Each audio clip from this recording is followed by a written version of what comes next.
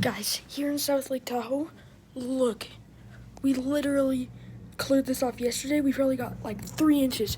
And if you go this way, look. Look at this building. That's over 6 feet of snow. It's insane. Insane. They shut down the ski resort too.